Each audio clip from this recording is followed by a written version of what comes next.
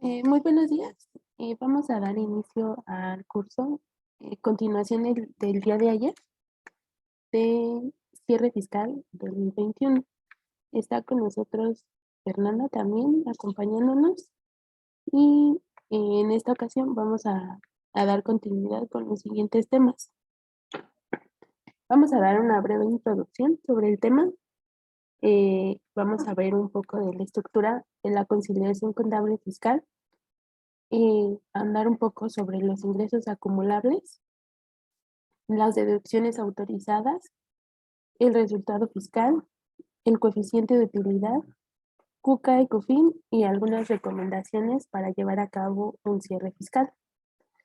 Es importante mencionar que todos estos temas son, eh, y este curso va a ser complemento de todos los cursos a los que ya han sido impartidos por GEIA y que no vamos a adentrar tampoco a cálculo tan exacto, sino nos llevaríamos eh, pues bastantes horas.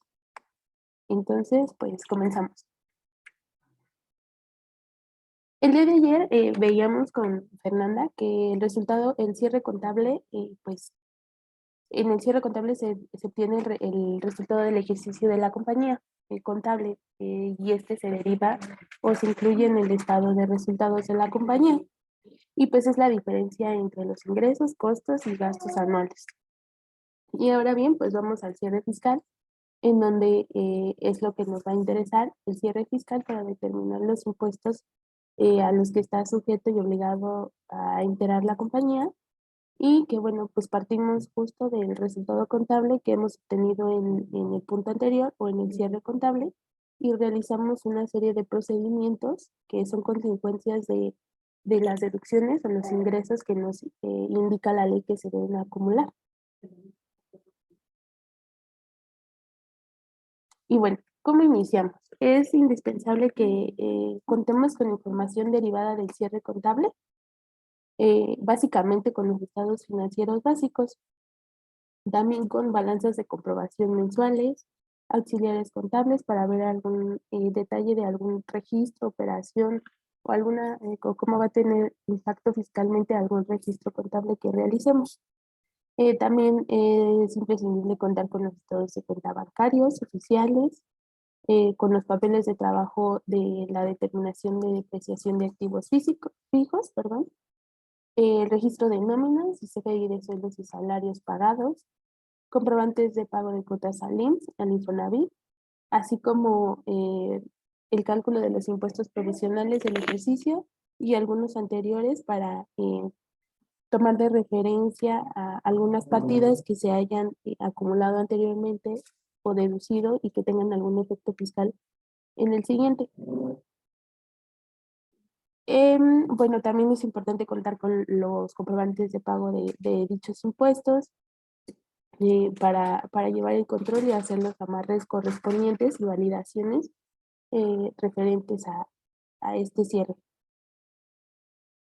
Ahora bien, vamos a analizar un poco la conciliación contable fiscal, que justo sirve para identificar las partidas que deben sumarse o restarse según sea el caso, de acuerdo a las disposiciones fiscales, para finalmente llegar a un resultado fiscal. La conciliación contable fiscal no se encuentra establecida en ninguna disposición fiscal. Sin embargo, en el formato electrónico de la declaración anual nos indica que se debe de llenar esta conciliación, eh, pues como su nombre lo indica, conciliando todas las partidas contables y fiscales que impactan en el resultado fiscal. Es por eso la importancia. Y bueno, ¿cómo se estructura la conciliación? Pues como les comentaba, partimos de un resultado contable que deriva del cierre contable o del cierre de las cuentas en el mes 12 o en diciembre, y a la cual le vamos a sumar ingresos fiscales no contables. Le vamos a sumar también las deducciones contables no fiscales y le vamos a restar seguido ingresos contables no fiscales Y también a su vez vamos a restarle deducciones fiscales no contables. Y pues a su vez vamos a llegar a un resultado fiscal. Más adelante vamos a ir viendo qué incluyen estos ingresos fiscales no contables y cada rubro de la conciliación. No sé si hasta aquí tengan alguna duda.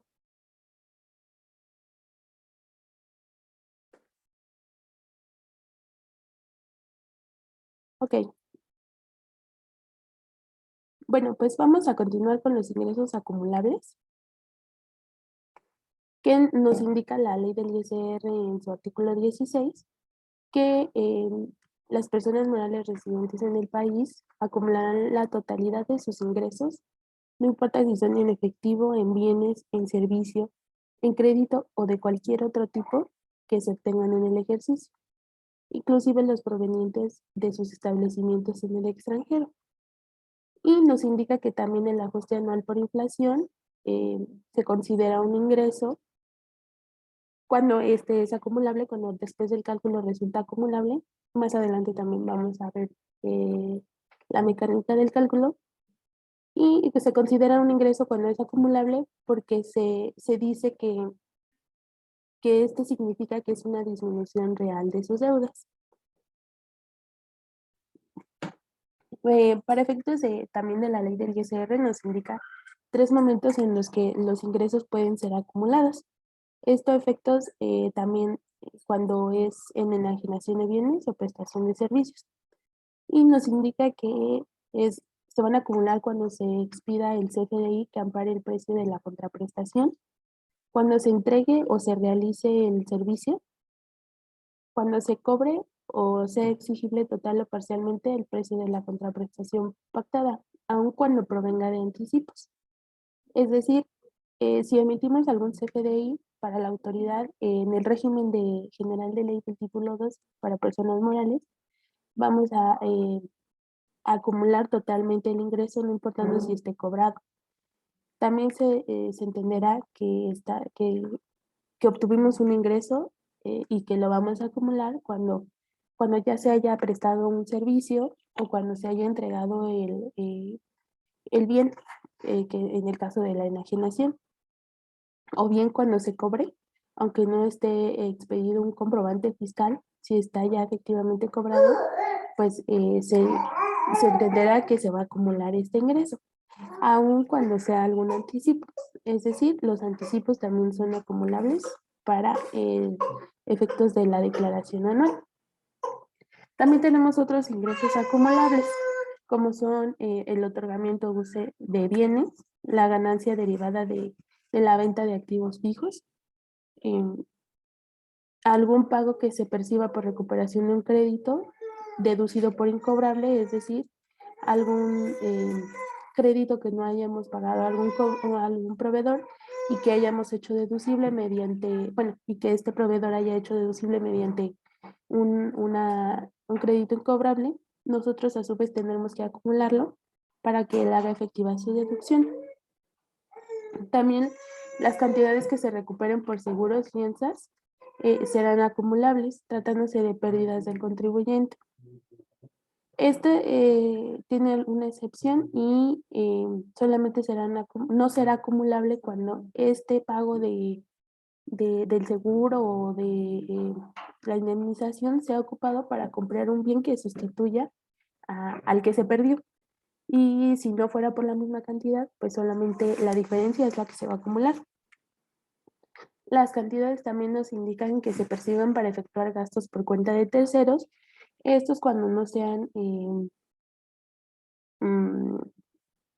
justificados o cuando no lleven la mecánica que indican las disposiciones, que es justo entregarle al contribuyente por el que se está haciendo el gasto, pues toda la justificación y su cuenta de pago de terceros, todos los FDIs que amparan los pagos que realizó por él.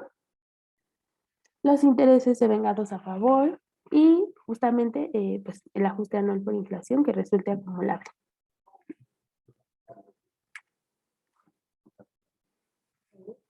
¿Hasta aquí tienen alguna duda?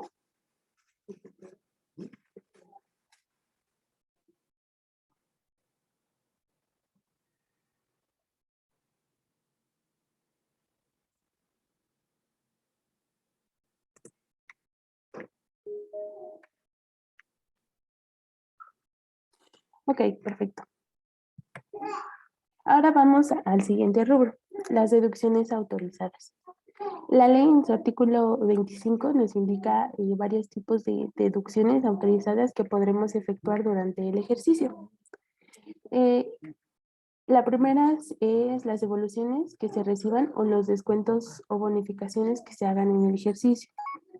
El costo de lo vendido, los gastos netos de descuentos o bonificaciones, las inversiones que, como bien sabemos, pues van a llevar un tratamiento específico y que se refieren a la declaración anual, digo, perdón, a la depreciación contable y fiscalmente se conoce como deducción de inversiones. Los créditos incobrables y las pérdidas por caso fortuito. Los créditos incobrables, pues llevando la mecánica que se especifique y presentando el aviso correspondiente a más tardar el 15 de febrero del año siguiente. También las cuotas a cargo de los patrones pagadas al IMSS, los intereses devengados a cargo en el ejercicio sin ajuste alguno, el ajuste anual cuando en su cálculo resulte deducible en los términos del artículo 44, que es el que indica su cálculo. Los anticipos o rendimientos que se paguen en sociedades cooperativas de producción, así como en las sociedades y asociaciones civiles de sus miembros. Básicamente, estas serían las deducciones que podemos efectuar. Y bueno, vamos a tener también requisitos específicos de las deducciones autorizadas. El primer punto es que sean estrictamente indispensables, deben estar amparados con un CFDI correspondiente. Los pagos cuyo monto excedan de 2,000 pesos no se harán, tendrán que ser efectuados mediante tarjeta de crédito, débito, cheque, transferencia electrónica, específicamente de cuentas a nombre del contribuyente. Justo como les comentaba en el caso de las inversiones, de la deducción de inversiones, se tiene que atender justo a los requerimientos y específicamente pues a los topes en el caso de algunos activos como es la deducción de los automóviles, a sujetarse a los topes de deducción y mediante a los porcentajes establecidos en la ley. Deben cumplir con las obligaciones establecidas en las demás disposiciones fiscales en materia de retención y entero de impuestos a cargo de terceros. Y el CFDI pues debe de tener el traslado y expreso y por separado del IVA, así como de su retención y pago y pues se tiene que efectuar el entero del impuesto cuando éste sea efectivamente retenido. Ahora vamos a hablar un poco sobre las deducciones autorizadas enfocados en la deducción de inversiones. Y bueno, este tiene fundamento en el artículo 32 de la ley del ISR y nos da la definición de inversión, que nos dice que son los activos fijos, los gastos y cargos diferidos y las erogaciones realizadas en periodos preoperativos. Y justo en el artículo 37 de la ley del ISR nos dice que las inversiones únicamente se podrán deducir mediante aplicación en cada ejercicio por los porcientos máximos autorizados por dicha ley sobre el monto original de inversión. Y bueno, nos da específicamente eh, ciertos porcentajes de acuerdo al tipo de activo fijo que lo clasifica la ley. Por ejemplo, en el caso de construcciones nos da dos opciones, puede ser el 10 y el 5%. Tratándose de ferrocarriles, según el tipo de vía, ferrocarril, carro, nos va a dar el 3, 5, 6, 7 y 10%. El 10% para mobiliario y equipo de oficina, 6% para embarcaciones, 10% en aviones, 25% para automóviles, autobuses y camiones de carga. Y, por ejemplo, el equipo de cómputo tenemos una tasa establecida del 30%. Y como les comentaba, los automóviles también están topados, no podemos hacer deducible el total del monto original de la inversión, solamente hasta 175,000 pesos y 250,000 en el caso de autos eléctricos. No sé si hasta aquí hay alguna duda.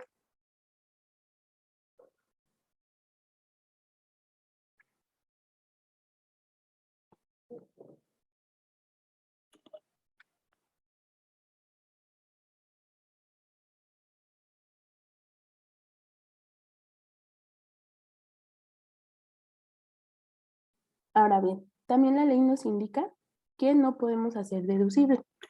Por ejemplo, la deducción de inversiones y los no deducibles van a ser las diferencias de las que se van a originar en la conciliación contable fiscal, puesto que estas deducciones autorizadas, si bien no son deducibles o para efectos fiscales, sí van a tener un impacto en resultados dentro de los gastos de administración o de venta o costo de venta en si aplicara.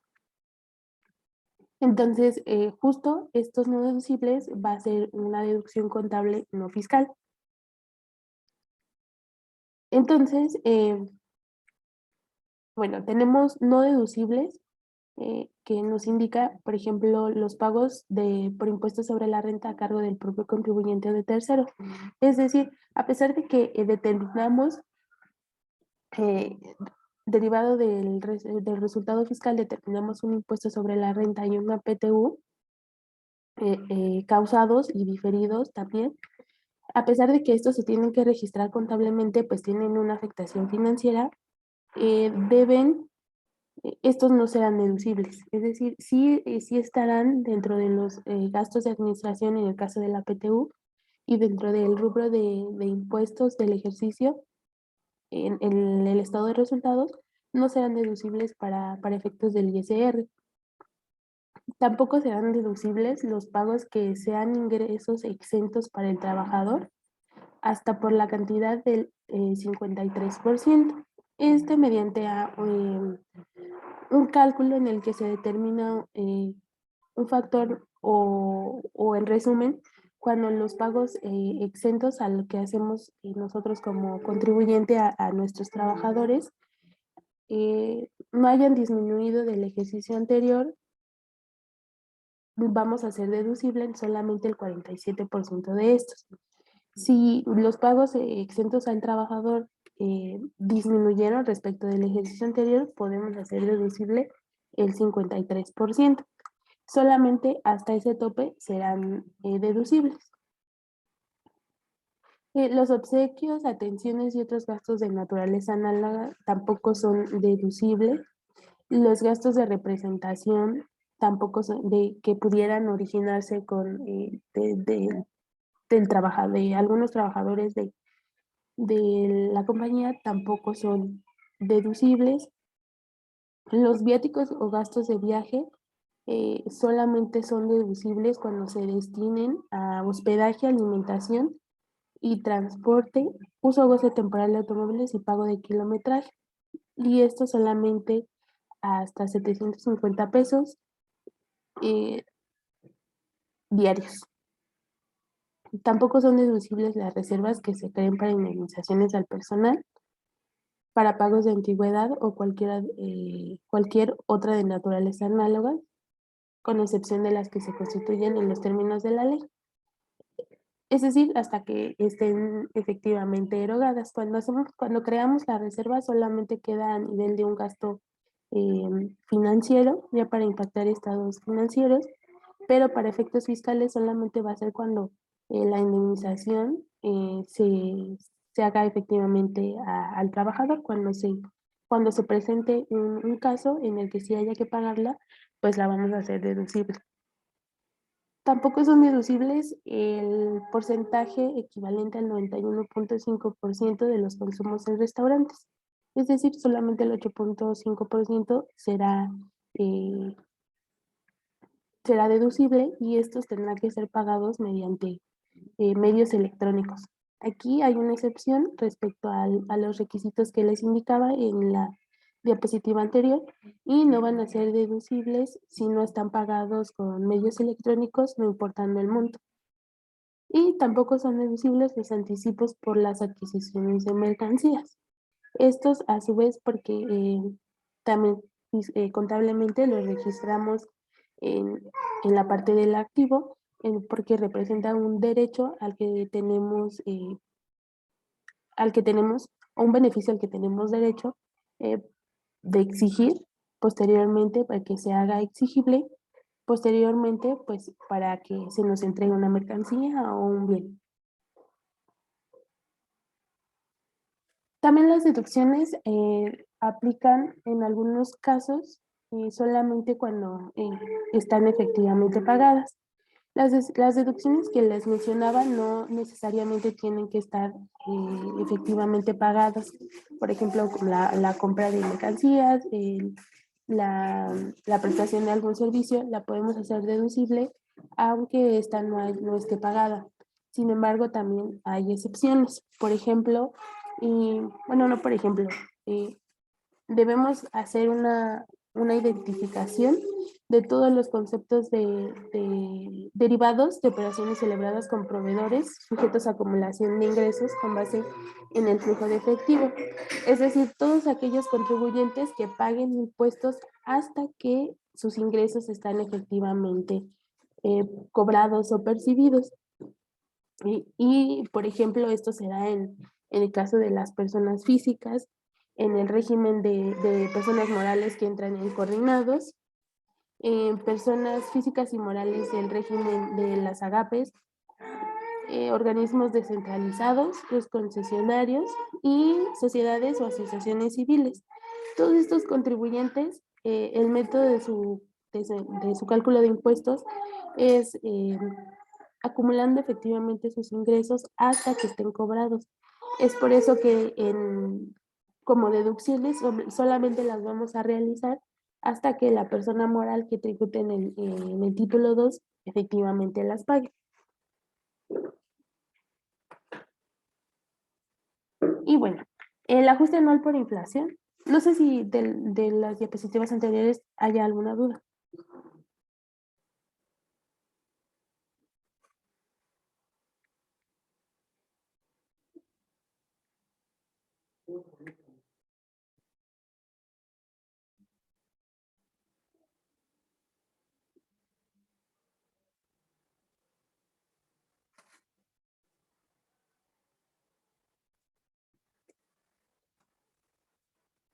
Ok.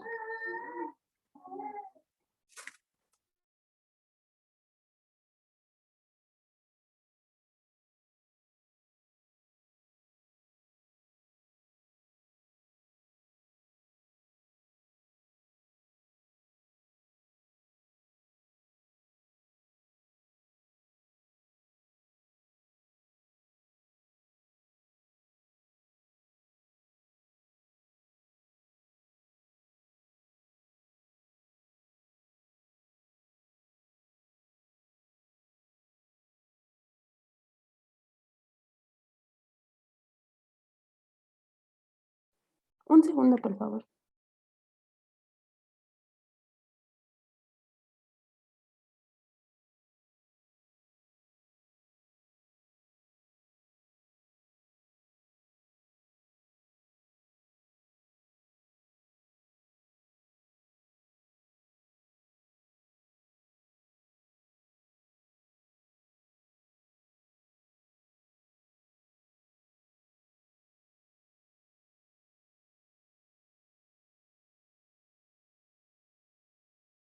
Muchas gracias. Bueno, ahora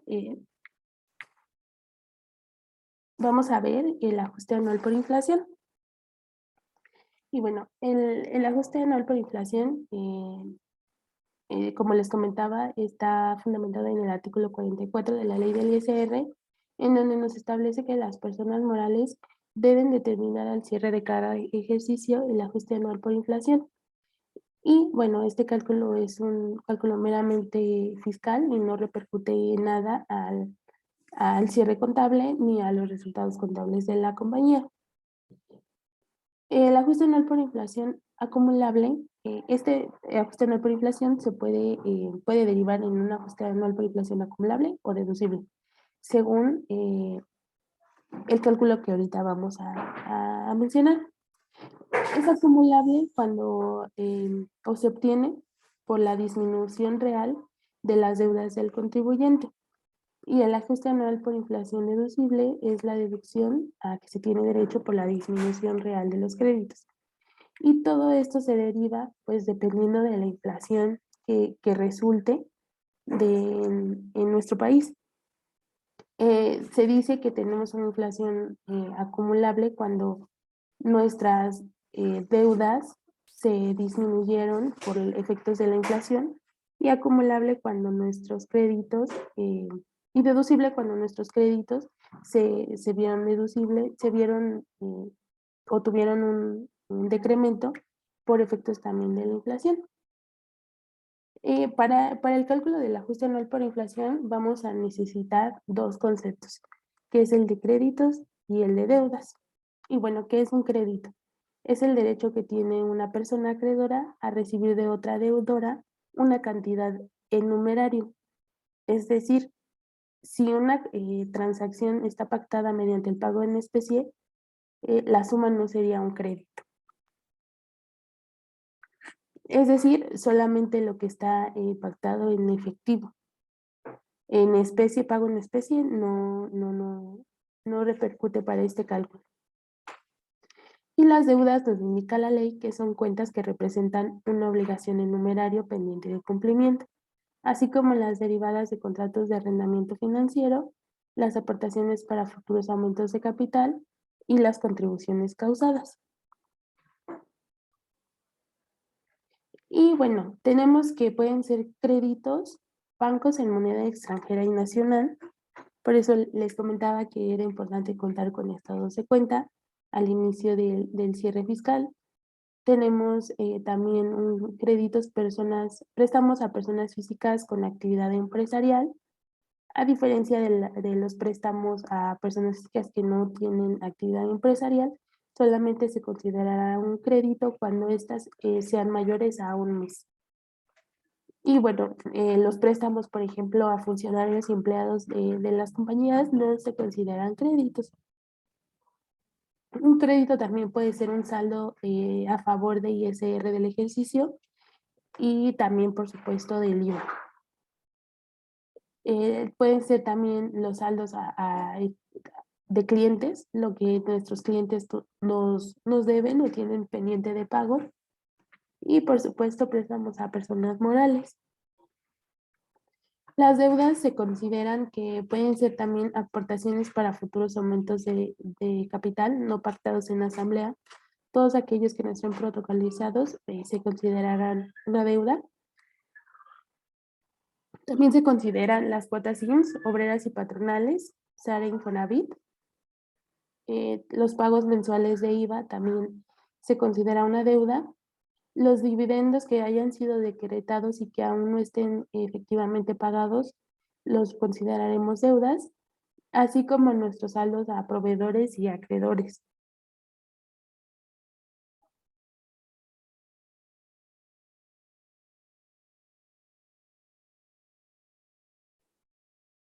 El ajuste anual por inflación deducible se calculará primeramente determinando el saldo promedio anual de las deudas y el saldo promedio anual de los créditos. Es decir, determinaremos los saldos mes con mes. A su vez, los sumaremos y los dividiremos entre 12, que es el total de periodos. Ese va a ser nuestro promedio anual de créditos y de deudas. Vamos a hacer la diferencia entre uno y otro, entre el saldo promedio de créditos y entre el saldo promedio de deudas. Y cuando el saldo promedio anual de deudas sea mayor que el saldo promedio anual de créditos, el ajuste anual es cuando se vuelve acumulable. Y cuando el saldo promedio anual de los créditos sea mayor que el promedio anual de las deudas, este será o se considera deducible dentro de nuestro cálculo. La diferencia entre estas se multiplicará por el factor de ajuste anual, que el factor de ajuste anual se calculará será el que resulte de restar la unidad al cociente que se obtenga de dividir el INPC del último ejercicio que se trate entre el INPC del último mes del ejercicio inmediato anterior. Es decir, se va a calcular dividiendo, por ejemplo, el INPC de diciembre 2021 entre el INPC de diciembre 2020. A este resultado le vamos a restar la unidad y lo vamos a multiplicar por la diferencia que haya derivado de la resta de los créditos y deudas. Y es lo que vamos a acumular o en su caso deducir.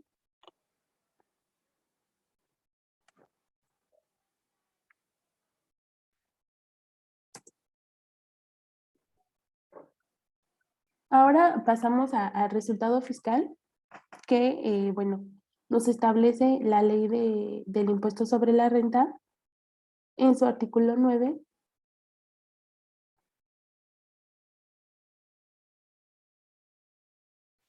¿Cómo se va a determinar el resultado fiscal del ejercicio y la tasa que se le aplicará para el cálculo del impuesto? Como bien sabemos, la tasa del impuesto corresponde al 30% que se establece en este artículo y el resultado fiscal nos indica que se va a determinar de la siguiente manera. Se va a obtener la utilidad fiscal disminuyendo de la totalidad de los ingresos acumulables, los que ya habíamos mencionado en láminas pasadas. Le vamos a restar las deducciones autorizadas y la PTU de las empresas pagada en el ejercicio, no la generada, sino la efectivamente pagada. A la utilidad fiscal del ejercicio se le disminuirán, en su caso, pérdidas fiscales pendientes de aplicar en ejercicios anteriores. La pérdida fiscal se va a obtener o resulta de la diferencia entre los ingresos acumulables del ejercicio y las deducciones autorizadas por la ley, cuando el monto de estas últimas sea mayores que los ingresos, es decir, cuando nuestras deducciones sean mayores que los ingresos, es cuando vamos a obtener una pérdida fiscal y la vamos a poder amortizar eh, durante los 10 años siguientes. A este resultado fiscal le vamos a aplicar la tasa del 30% y pues vamos a tener el ISR causado, al que podremos disminuirle, en su caso, retenciones pagadas o retenciones realizadas por los bancos derivadas de inversiones o algún otro concepto. Le vamos a poder restar también los pagos provisionales efectuados con anterioridad y esto nos va a dar como resultado el impuesto anual a cargo, que pues vamos a estar obligados a presentarlos a máximo el 31 de marzo del año siguiente. Derivado de este cálculo, tendremos que calcular un coeficiente de utilidad y que se define el proceso en el artículo 14 de la ley del ISR, en donde nos indica la obligación de que se calculará el coeficiente de utilidad correspondiente al último ejercicio de 12 meses por el que se hubiera o debió haberse presentado declaración. Para este efecto, la utilidad fiscal por el que se calcule el coeficiente se dividirá entre los ingresos nominales del mismo ejercicio.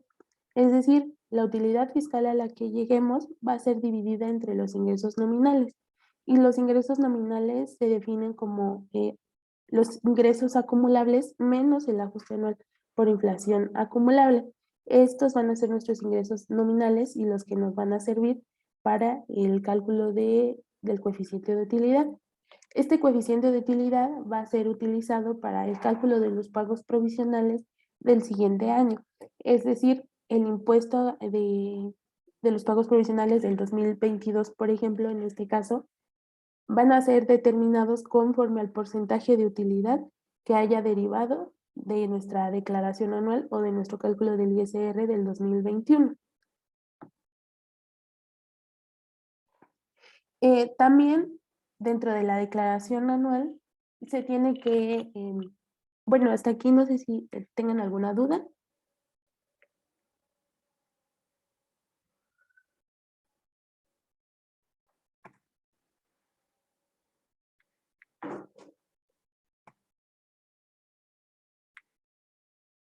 Ok, bueno, dentro de la declaración anual debemos informar los montos derivados de la CUCA y la COFINS, que a su vez pues son una obligación establecidas en el artículo 77 y 78 de la ley del ISR, y donde pues nos indica que las personas morales deben de llevar una cuenta de capital de aportación que básicamente se integra de las aportaciones de capital más las primas netas por suscripción de acciones y pues que también esta se disminuye de las reducciones de capital que se efectúen durante el año.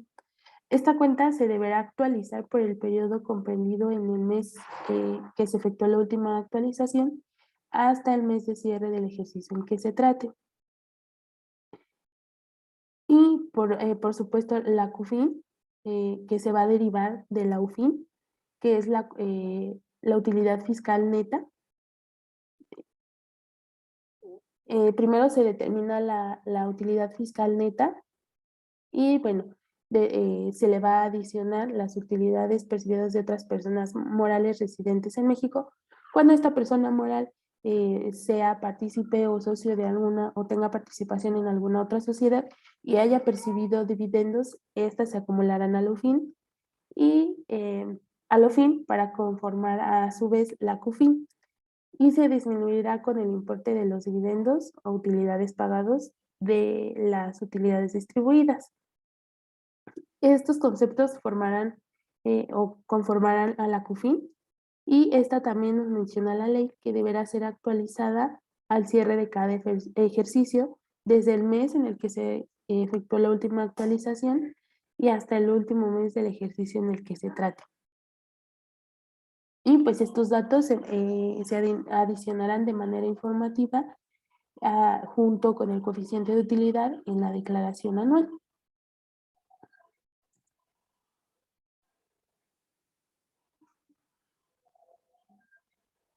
Antes de pasar a las recomendaciones, pues vamos a ver un caso práctico de un cálculo del impuesto sobre la renta y de una conciliación bancaria. Si tienen alguna duda pueden escribirla por el chat y nos detenemos a verla. En el caso aquí vamos a ver la conciliación contable fiscal de una empresa de servicios y vamos a ver las deducciones que podemos efectuar y cómo se integra una conciliación. Este caso práctico básicamente es comparar el resultado contable del fiscal y vamos a determinar diferencias que justo van a integrar o a realizar los conceptos de una conciliación contable fiscal. Es muy sencillo verlas mediante diferencias o comparando los resultados, tanto el contable como el fiscal, para así llevarlas al campo de la conciliación contable que deberían ir.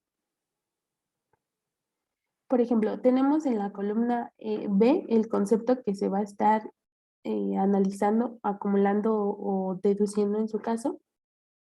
Tenemos en la columna prácticamente el vaciado de un estado de resultados contable y derivado de estas partidas vamos a tener en la columna G qué de estas partidas vamos a acumular y cuáles no.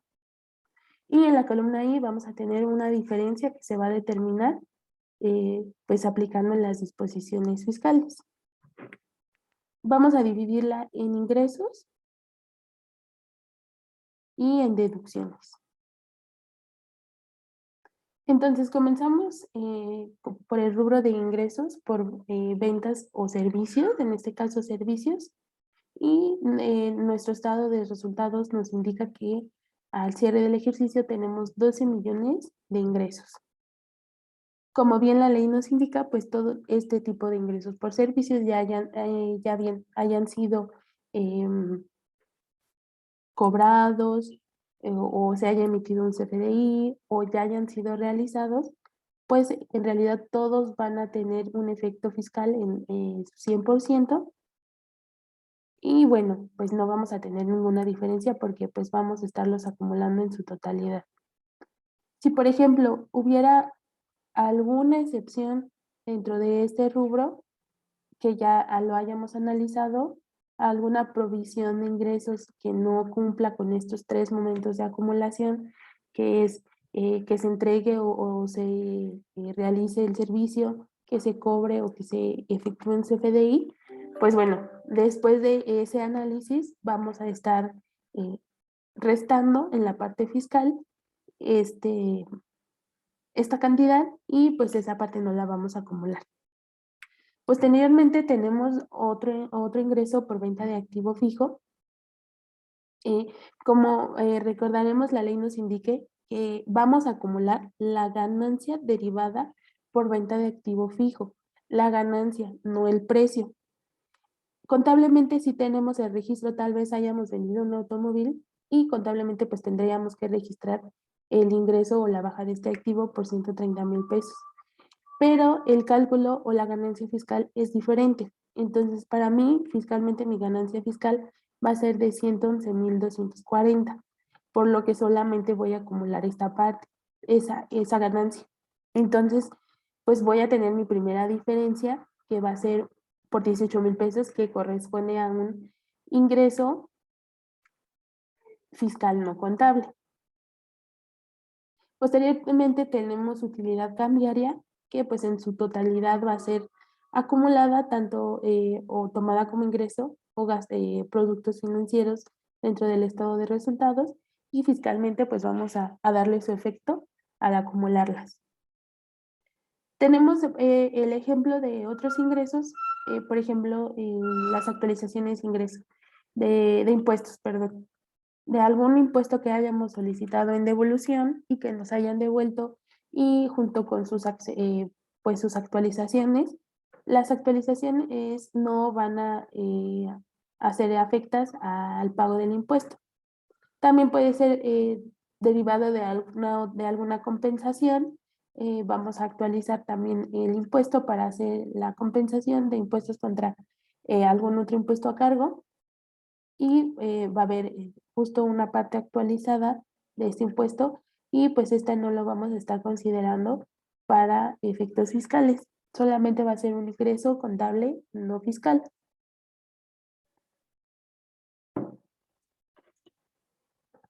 Lo que nos da contablemente ingresos totales por 12,800,000 y fiscalmente 12,174,000.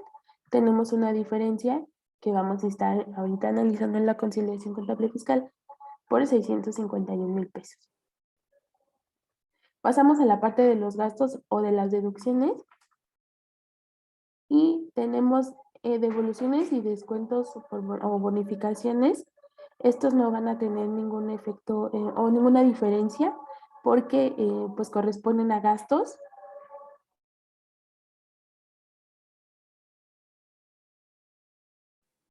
Corresponden a gastos tanto contables como fiscales. Tenemos gastos de venta y administración dentro de nuestro estado de resultados. Sin embargo, podemos tener diferencias en nuestros rubros correspondientes a conceptos no deducibles que podemos ver, o que derivados del análisis que vamos a realizar, vamos a determinar que no son deducibles, y por ejemplo son los siguientes. Tendremos una diferencia de 234,000 que pueden derivar de los conceptos siguientes. Pueden ser gastos de administración que se hayan registrado en este rubro contablemente, pero que no cuenten con los requisitos fiscales, por ejemplo, que sea un pago de algún servicio mayor a 2,000 pesos con efectivo. Este pues será un gasto no deducible para efectos fiscales. Como les comentaba también, de acuerdo al régimen, si tenemos deudas a proveedores que tributen en algún régimen de acumulación de ingresos, es decir, cuando sus ingresos paguen impuestos hasta que estén cobrados, estos no serán deducibles. Por ejemplo, tenemos en el supuesto de que tengamos personas físicas y sociedades civiles, en este ejemplo, por 152,000 pesos de deuda al cierre del ejercicio, pues este será no deducible para efectos del impuesto de este ejercicio. Y también pueden ser no deducibles, pues, los derivados del cálculo de la fracción treintava del artículo 28, en donde nos indica que, bueno, solo podremos hacer deducibles hasta el 53% de los ingresos que sean exentos para nuestros trabajadores.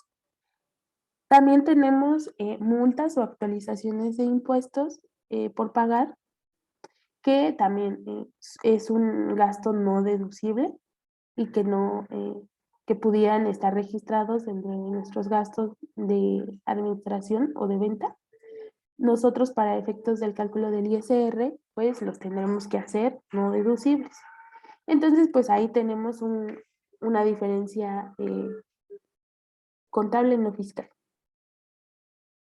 Posteriormente, tenemos la depreciación y amortización, que está registrada debidamente, como se los comentó Fernanda el día de ayer, pues se puede registrar de acuerdo a los porcentajes que deriven de las necesidades de la compañía. Es decir, no necesariamente tienen que estar registrados, o la depreciación no tiene que estar determinada de acuerdo a los porcentajes de la ley, sino de acuerdo al estudio de los beneficios que este activo fijo va a otorgar a la compañía, pues se van a registrar. Entonces, para mí esa depreciación o amortización no va a ser deducible hasta que haga mi procedimiento indicado por la ley, que habla de topes y porcentajes máximos, y a su vez actualizar esto, esta depreciación es cuando yo la voy a poder hacer deducible. Pero mientras, el rubro de depreciación y amortización sería una deducción contable no fiscal. Podríamos tener gastos financieros que correspondan a comisiones bancarias, que en su caso serían pues totalmente deducibles y no tendríamos alguna diferencia. La pérdida cambiaria también es totalmente deducible. Entonces, por estos dos rubros no tendríamos alguna diferencia. Como veíamos, también la ley nos indicaba que las reservas, el incremento de las reservas para los empleados no van a ser deducibles. En este caso, pues tenemos alguna provisión o registro en nuestras cuentas de resultados derivadas del análisis de la NIFT 3, que habla de beneficios a los empleados. Y bueno, en este ejemplo tendríamos un impacto en resultados de 102,000 pesos, lo cual, pues como indica la ley, no va a ser deducible. También debemos tener en nuestro rubro de impuestos del ejercicio la provisión del ISR, así como la provisión de PTU, que bueno, ahorita lo vamos a ver el cálculo. También debemos al cierre del ejercicio realizar el cálculo del impuesto diferido, que básicamente deriva de justo de todas estas diferencias entre las normas contables y fiscales. Vamos a determinar el efecto fiscal que va a tener todas estas partidas en nuestros libros a futuro. Este se deriva después de determinar diferencias temporales que van a tener un efecto acumulable o deducible en los libros. Y bueno, entonces puede ser tanto activo como pasivo, es decir, puede corresponder va a aumentar, puede aumentar nuestros ingresos, y puede disminuirlos, o sea, puede corresponder también a un gasto cuando el impuesto diferido nos indique que todas estas partidas nos van a generar un impuesto por pagar y un ingreso cuando estas partidas o diferencias entre la legislación contable y fiscal nos generen un impuesto a favor, puede ser un ingreso. Y justo, pues también tiene que estar reflejado en nuestro estado de resultados. Y todos estos rubros y provisiones de impuestos y PTU no van a ser efectivamente, como lo indicaba la ley, no van a ser deducibles. Entonces corresponden a una deducción contable no fiscal. Más adelante podemos ver que tenemos 3 conceptos de deducciones fiscales no contables. Y bueno, puede corresponder al ajuste anual por inflación deducible, ajusto a la deducción de inversiones, que es diferente a la depreciación. Aquí ya van a estar establecidas por los topes de la ley y los máximos autorizados, y va a estar actualizada con los INPCs correspondientes. Podemos encontrar también los pagos a personas físicas que no nos hicimos deducibles en 2020, por ejemplo. Es decir, los pagos a personas físicas que yo dejé pendientes o que no realicé los pagos a este ejercicio, y que ya los pagué en 2020, en 2021 ya los puedo hacer deducibles. Entonces, pues esta sería una deducción fiscal no contable. Una vez tendríamos como gastos contables 10.400.000 y fiscales 9 millones. Y pues tenemos diferencias que ahorita vamos a englobar en la conciliación. Para que nos dé un resultado contable, en este caso utilidad contable de 2.300.000 y un resultado fiscal de 2.900.000, a la que, como les indicaba, el artículo 9 establece que podremos disminuir del resultado del ejercicio, o de la utilidad fiscal más bien, podemos deducir la PTU que haya sido pagada en 2021. En este caso, pues es la PTU generada en 2020 y que se pagó en 2021. Solamente es la pagada. Si nuestra PTU fue por 580.000 pesos, por ejemplo, pero algún ex empleado no se presentó o no o por algún suceso no hicimos efectivamente ese pago, no tendremos derecho a esta deducción. Solamente se limitará a los 562.000, que es lo que efectivamente se pagó, para que nos dé un resultado fiscal de 2.419.000, que será efectivamente eh, la utilidad sobre la que se estará calculando el impuesto. También tendríamos derecho, en su caso, si existieran, disminuir las pérdidas eh, pendientes de amortizar al cierre del ejercicio. En este caso, como tenemos una empresa ganadora, no tenemos este concepto. Entonces eso nos da un resultado neto igualmente de 2.419.000, al que le vamos a determinar el porcentaje establecido por la Comisión Nacional para la PTU del 10%, y nos da esto, como sabíamos, se va a determinar sobre el resultado del ejercicio, es decir, a los ingresos le vamos a disminuir las deducciones y a su vez también le vamos a disminuir los ingresos o la parte de los no deducibles derivados del porcentaje del 53 o 47% de los ingresos exentos del trabajador. A este resultado, después de las pérdidas, justo le vamos a aplicar el 30% indicado en el artículo 9 para que nos dé un ISR causado de 725.000 pesos, que justo corresponde en estos dos conceptos de PTU y de ISR a lo que tenemos registrado en contabilidad, para que pues estos reflejen los montos efectivamente derivados de nuestros cálculos. Vamos a poder disminuirle a este ISR 176.000 pesos que hemos efectivamente validado que han sido enterados. Este importe tiene que estar justamente,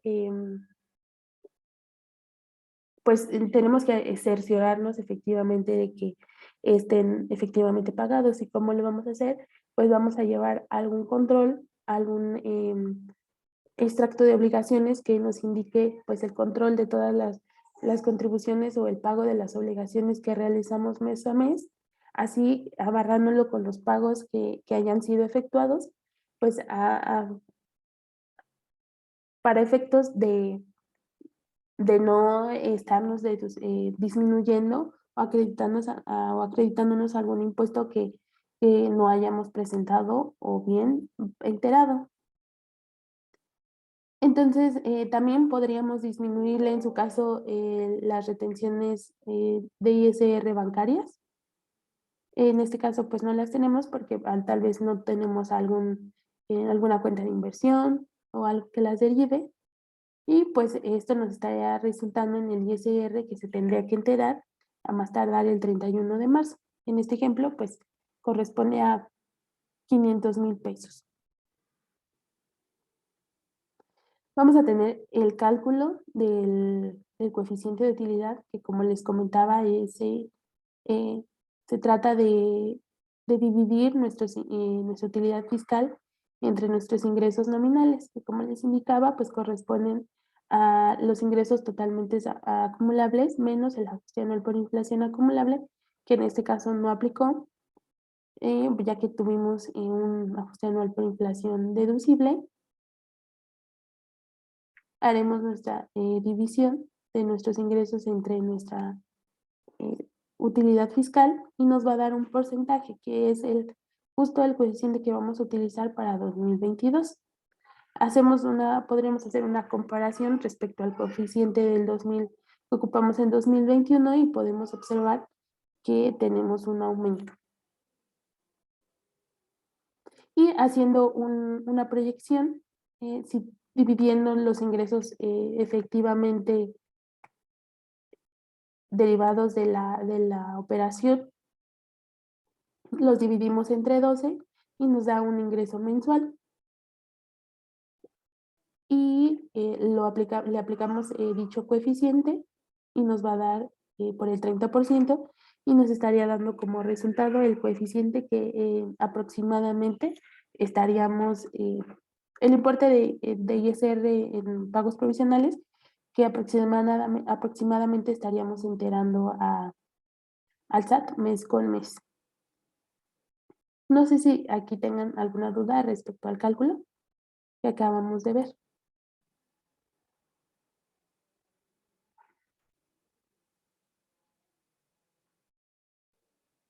Ok.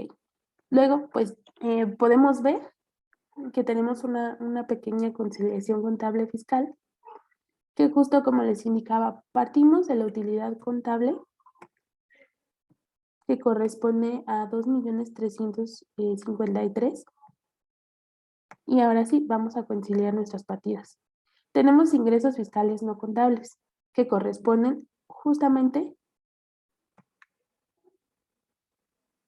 a la ganancia por venta de activo fijo. Ingresos fiscales no contables, que pues solamente fue la parte de la ganancia derivada de la venta del activo fijo. En este caso solamente tuvimos ese ingreso no fiscal por 111,000 pesos. Posteriormente tenemos deducciones contables no fiscales que corresponden a todas nuestras partidas. En este caso, los no deducibles que desglosábamos en la parte de abajo, que son los que no cumplen con requisitos fiscales, multas, las personas físicas no pagadas y los no deducibles derivados de los ingresos exentos de los trabajadores. Tenemos la provisión del E3, la provisión de los impuestos y la provisión de PTU. Esas partidas son justamente nuestras deducciones contables no fiscales.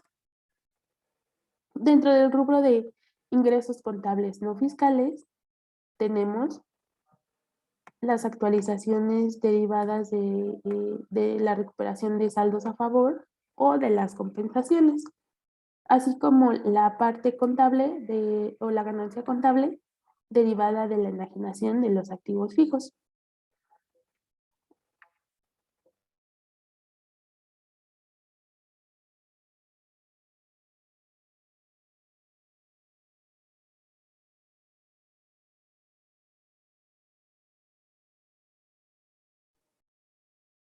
Posteriormente tenemos deducciones fiscales no contables que, bueno, van a corresponder al ajuste anual por inflación, a nuestra deducción de inversiones y a los pagos de personas físicas que vamos a hacer deducibles del correspondientes al año anterior.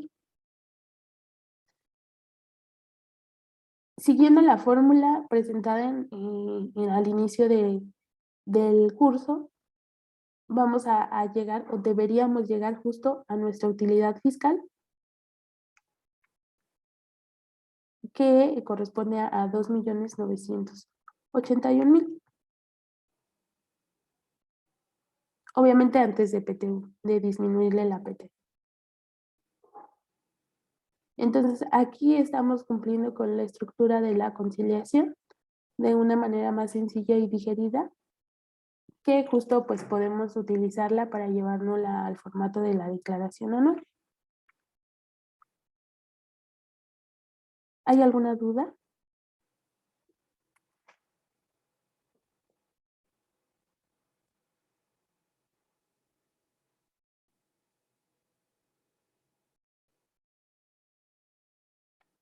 Ok, bueno, pues continuemos con la presentación. Para finalizar, queremos hacerles algunas recomendaciones para este cierre. Algunas recomendaciones se deben de llevar, como les comentaba Fernanda en el curso del día de ayer, de manera mensual.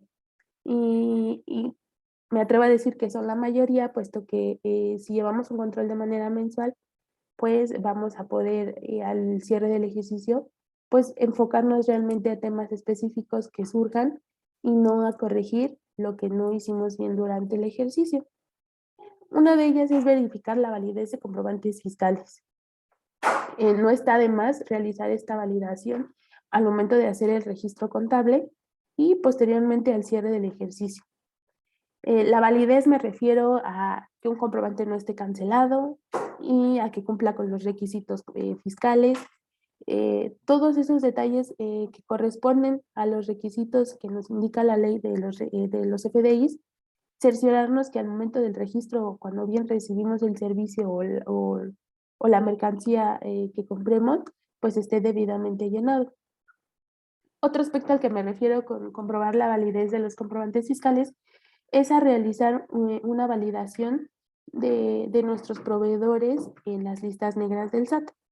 Recomendamos hacerlo de manera trimestral, que es cuando se publican las listas, y justamente no hacerlos nada más con los proveedores actuales que tengamos operación, sino también con los pasados, ya que estas listas negras, en estas listas negras pudiera aparecer algún proveedor con el que ya no tenemos relación u operaciones y puede aparecer posteriormente en estas listas, ¿no? Entonces, al aparecer como EFO, la autoridad me va a decir que no son deducibles las operaciones que yo haya tenido con este proveedor, y a lo que yo tendré que desvirtuar o el contribuyente tendrá que desvirtuar la operación comprobando justamente la materialidad de la operación. ¿Y cómo vamos a poder comprobarla? Esto tiene que ver mucho con el control interno de la compañía. Lo que es también la firma recomienda es justo antes de iniciar operaciones con algún proveedor o solicitar datos que nos avalen o nos den garantía que cumplen con sus cumplimientos fiscales. Y puede ser solicitándoles el 32D, que es la opinión de cumplimiento, el solicitarles su verificación de domicilio, para que así justo lo hagamos de manera, establecer un proceso que en donde los solicitemos al inicio de las operaciones, y si es un proveedor recurrente, pues no sé, cada medio año, a final o al inicio del ejercicio, para que justo así, si en algún momento la autoridad me llegara a cuestionar que yo tuviera operaciones con un proveedor que cuando yo inicié operaciones no era EFO, cumplía con sus obligaciones, tenía su verificación de domicilio, yo pueda demostrarle con estos documentos que cuando yo inicié operaciones, él estaba limpio y que fue después. También vamos a comprobar la operación guardando o documentando pues toda la operación con él mediante correos electrónicos, cotizaciones, es demostrarle a la autoridad que sí se efectuó el servicio o que sí me vendió algún producto, que yo lo utilicé y que le dimos algún beneficio, que me dio algún beneficio para la compañía. Esta es una recomendación que hacemos para control interno y para respaldarnos sobre las operaciones de nuestros proveedores. Posteriormente ya va a venir justamente el estar verificando que nuestros proveedores no estén en listas negras. pero una vez que ya un proveedor esté en listas negras, pues podemos desvirtuar este supuesto mediante la materialidad de la operación. También un segundo punto que recomendamos es verificar las variaciones de los ingresos declarados respecto a los FDI emitidos. Actualmente el SAT lo que busca es que nuestros ingresos y deducciones sean exactamente iguales a lo que el SAT tiene en su repositorio. Es decir, si yo emito CFDIs por 1 millón de pesos, él busca que ese 1 millón de pesos esté reflejado en tanto en mis provisionales como en mi declaración anual. Hay ciertos puntos que, no, que van a diferir y justo es lo que le vamos a aclarar a la autoridad. Por ejemplo, como veíamos, ¿no? En una enajenación de activo fijo, la factura se va a tener que realizar por el total del precio, ¿no? Sin embargo, lo que vamos a acumular será la ganancia efectivamente de este bien.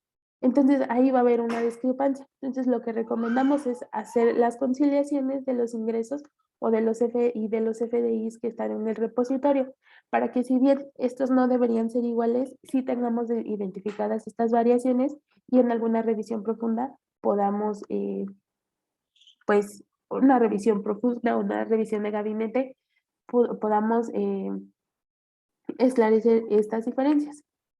También les recomendamos monitorear fechas claves de cumplimiento fiscal, es decir, que al realizar el cierre eh, tengamos en cuenta las fechas de las declaraciones informativas que haya que presentar, no nada más del anual, sino posteriores al anual, como puede ser las declaraciones informativas de partes relacionadas, algún aviso que tengamos que efectuar al SAT por la deducción de incobrabilidad, sí, de créditos incobrables. Entonces, estar al tanto o hacer algún calendario de cumplimiento fiscal que nos sirva para poder organizarnos y cumplir con estas obligaciones. Por supuesto, también analizar los resultados del año, esperando que pues se hayan cumplido o que, por ejemplo, si tendremos algún rubro que nos impacte fiscalmente, eh, por ejemplo, el de no deducibles, analizar por qué se están derivando estos no deducibles, ¿no? Que pues impactan financieramente a la compañía y que pues que van a tener un impacto económico, ¿no? Y pues si ya sucedió, si no hicimos una planeación fiscal y si ya sucedió, pues plantear acciones correctivas que nos permitan el siguiente año pues disminuir esos no deducibles. Justamente también recomendamos realizar cálculos previos que nos puedan decir el impacto económico que va a tener nuestro pago de impuestos al cierre del ejercicio y no esperarnos hasta el cierre del año o hasta el 31 de marzo para presentar nuestras declaraciones y justamente, ¿no? Que conozcamos ese impuesto por pagar hasta el 20 de marzo y yo solamente tenga 10 días o menos para contemplar ese gasto dentro de mi flujo de efectivo. Otro rubro importante es no omitir ingresos durante los pagos provisionales. Esto derivado de los cruces que ya realiza la autoridad de sus dos plataformas, es decir, todos los ingresos que yo acumulé durante mis pagos provisionales deben coincidir con mi declaración anual. Justamente van a haber campos que van a diferir, pero son los menos. Y no recomendamos declararlos, por ejemplo, que nuestros pagos, que nuestros ingresos en la declaración anual superan a los pagos provisionales. Hay un rubro que la autoridad nos indica que es ingresos no declarados anteriormente. No recomendamos usar ese rubro, pues ya que puede derivar en alguna revisión en donde la ley, en donde la autoridad que nos cuestione el por qué no habríamos pagado impuestos en los pagos provisionales de ese concepto, ¿no? Entonces, eso de paga así en el pago provisional y lo ajustas en lo anual, ya no está recomendado y dudo mucho que se pueda hacer.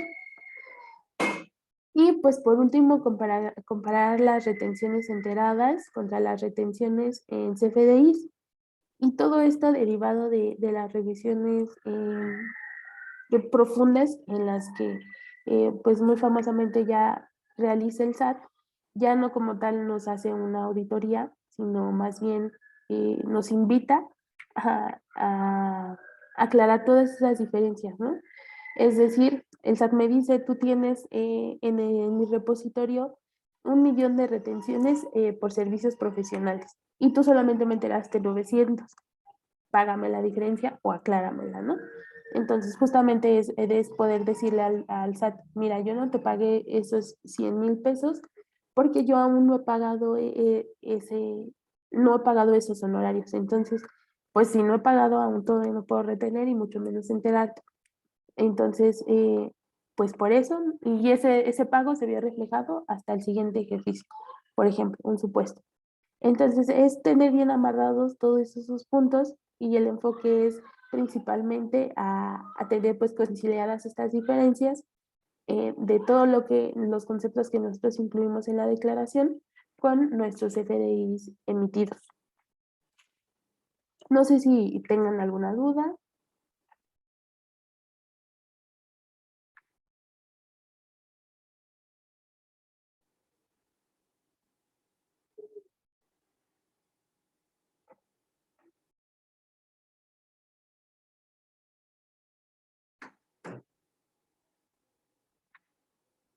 Pues si no tienen dudas, pues damos por terminado el curso. Les agradezco mucho su atención y pues nos vemos pronto en los cursos siguientes. Nada más si me dan 2 minutitos mis compañeros de GIA para tomarles asistencia y concluimos el curso. Un bonito día.